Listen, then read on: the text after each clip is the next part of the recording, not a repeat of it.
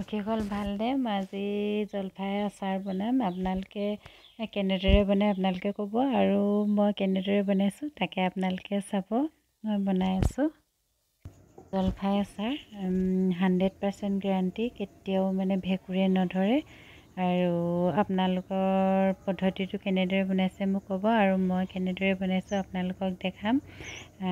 এয়া চাব মই জলফাই আচাৰ কেনেদৰে বনাওঁ, আৰু এনেদৰে বনালে খুব কম তেলতে মই বনাওঁ, আপোনালোকে চাব।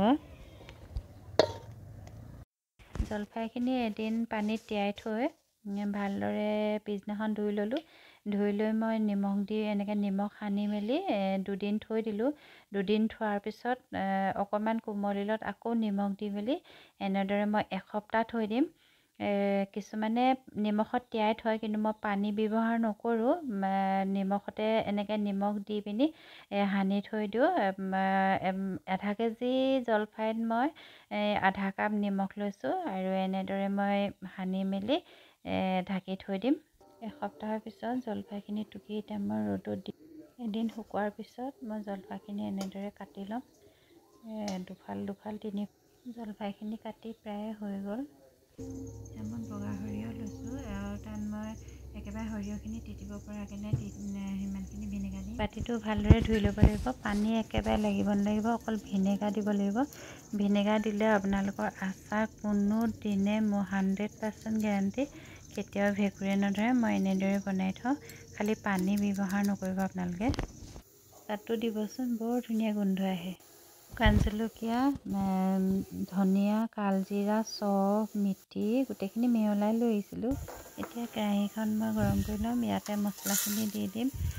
মই গোটেইখিনি মিহলি কৰি ল'লোঁ, আৰু মই বিশেষকৈ আধা কেজিহে, সেইটো কাৰণে বৰ বেছি দিয়া নাই, এচামুচ দিছোঁ। গৰম কৰাৰ পিছত মই এতিয়া গোটেইখিনি মিক্সিত পিচি ল'ম। এতিয়া মই মিক্সিত গোটেইখিনি পিচি ল'ম ধুনীয়াকৈ। বেছি মিহি কৰিব নালাগে, অকণমান খহটাকৈ থ'ব। ইয়াতে এতিয়া মই ভিনেগাৰ তিয়াই থোৱা সৰিয়হখিনি মিক্সাৰত অকণমান গুড়ি কৰি লৈ পিনি ইয়াতে দি দিছোঁ। এতিয়া জলফাইখিনিত মই ৰং জলকীয়া দি দিম। ৰং জলকীয়া আপোনাৰ হিচাপমতে দিব। মই ঘৰতে খাম যেতিয়া খুব কমকৈ দিছোঁ। ৰং জলকীয়া দিছোঁ 2 চামুচ। তাৰপিছত ঘৰতে বনোৱা শুকান জলকীয়া গুড়ি 2 চামুচ দি দিছোঁ। তাৰপিছত এইখিনি ধনিয়া গুড়ি দি দিছোঁ। আৰু এতিয়া ইয়াতে মই মছলাখিনি ইয়াতে দি দিম, আৰু হালধি দি দিছোঁ লগতে। গোটেইখিনি মই মিহলাই পেলাম।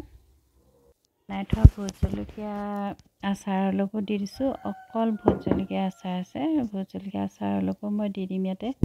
এতিয়া গোটেইখিনি মই মিহলি কৰি ল'ম, ভালদৰে মিহলি কৰি ল'ম গোটেইখিনি এনেকৈ। আধা কেজি জলফাইত মই ডাঙৰ বাতিটোৱে 2 বাতি মিঠাতেল দিছোঁ, আৰু ইয়াতে মই আধা চামুচ পাঁচফোৰণ দি দিম। পাঁচফোৰণ দি ফুটিবলৈ দিম। তেতিয়া তেলখিনি ধুনীয়া গোন্ধাই থাকিব, আৰু ভালদৰে পকিব। আৰু এতিয়া মই এইখিনি জলফাইত দি দিম। সানি লোৱা মছলাখিনি সানি লোৱা তাতে দি এতিয়া ভালদৰে সানি ল'ম। সানি লৈ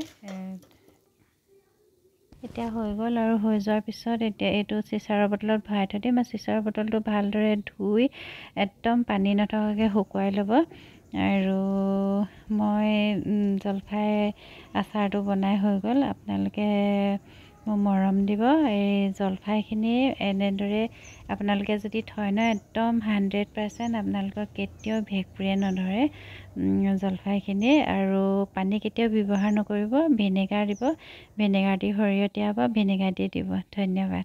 আজিলৈ আহিছোঁ। বাই, চি ইউ। আজিলৈ আহিছোঁ।